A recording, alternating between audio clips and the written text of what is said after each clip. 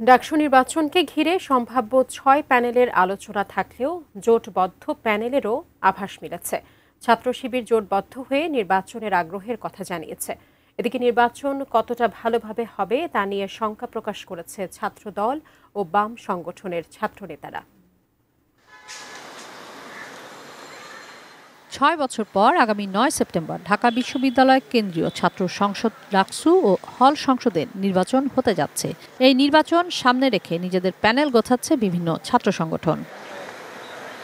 সব সংগঠনের জন্য লেভেল প্লেইং ফিল্ডের কথা বলা হলেও মব পরিস্থিতি নিয়ন্ত্রণে প্রশাসন ব্যর্থ হচ্ছে বলে অভিযোগ তুলেছেন অনেকেই। ছাত্রদল অভিযোগ করেছে এখনও পরিস্থিতি নির্বাচনের অনুকূল হয়নি।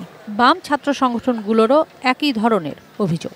পেজটার নাম যদি হতো জামাত ইনসাইডার্স বা শিবির ইনসাইডার্স, তাহলে তো সেটা শিবিরেরই পেজ, সবাই জানে, কোনো মুশকিল নেই। কিন্তু তার নাম যখন ডিউ ইনসাইডার্স, তখন একটা ক্রাইসিস তৈরি হয়। এই ডাকসু নির্বাচন কেন্দ্র করে রাষ্ট্রকে অস্থিতিশীল করার একটা পায়তারা চালাচ্ছে, সেটা পতিত স্বৈরাচার এবং হচ্ছে যে এই বাংলাদেশের পরাজিত শক্তি যারা পরাজিত শক্তি সমন্বয় করে এক ডাকসু নির্বাচন কেন্দ্রিক একটা অস্থিতিশীল পরিবেশ তৈরি করার পায়তারা করছে। পরিবেশটাকে এখনো পর্যন্ত ইতিবাচকভাবে দেখছি, কেননা এর আগে যে ডাকসু নির্বাচন সেখানে অনেকটাই দলীয় নির্বাচন ছিল এবং আমরা দেখতে পেয়েছি যে হলগুলোতে কেন্দ্র ছিল এবং সেখানে দলীয় ছাত্র সংগঠনের নেতৃবৃন্দরা সেখানে অনেকটা কৃত্রিম সংকট তৈরি করে, কৃত্রিম জট তৈরি করে সেখানে ছাত্রদেরকে ভোট দেওয়া থেকে বিরত রাখছে।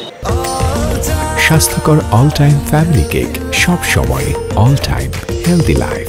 এবারের নির্বাচনকে সামনে রেখে আলোচনায় থাকা নতুন ছাত্র সংগঠন গণতান্ত্রিক ছাত্র সংসদ এরই মধ্যে ভিপি পদে আব্দুল কাদেরকে মনোনয়ন দিয়েছে। কোনো জোটে নয়, শিক্ষার্থীদের নিয়ে পূর্ণাঙ্গ প্যানেলে লড়বেন তারা। আমরা পূর্ণ প্যানেলই দিচ্ছি। আমাদের প্যানেলে আমরা সামাজিক সাংস্কৃতিক অঙ্গনে যে সকল শিক্ষার্থীরা রয়েছে তাদেরকে আমরা প্রাধান্য দিচ্ছি। ইসলামী ছাত্র শিবির সমমনা সংগঠনগুলোর সঙ্গে নির্বাচন করতে পারে বলে আভাস মিলেছে। আমরা চেষ্টা করছি সর্বোচ্চ ইনক্লুসিভ করার জন্য। তো যদি আমাদের কাঙ্ক্ষিত সেই ইনক্লুসিভনেস আমরা তৈরি করতে পারি, তাহলে আমরা আশা করি যে ডাকসু প্যানেল একটি প্রত্যাশিত প্যানেল হিসাবে প্রতিষ্ঠিত হবে। বাম ছাত্র সংগঠনগুলো জোটবদ্ধ হয়ে নির্বাচনের কথা জানিয়েছে। আমরা সকল প্রগতিশীল ছাত্র সংগঠন তো বটেই, এর বাইরেও গণতন্ত্র মনা যে ইন্ডিভিজুয়াল বিভিন্ন অ্যাক্টিভিস্ট রয়েছেন তাদের সবাইকে সমন্বিত করে একটি প্যানেলের জায়গায় পৌঁছতে পারবো।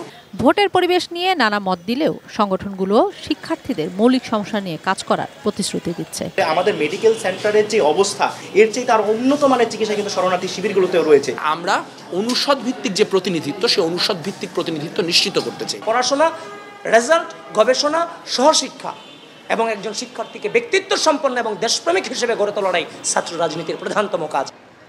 কিশোর জাহান, এটিএন নিউজ, ঢাকা।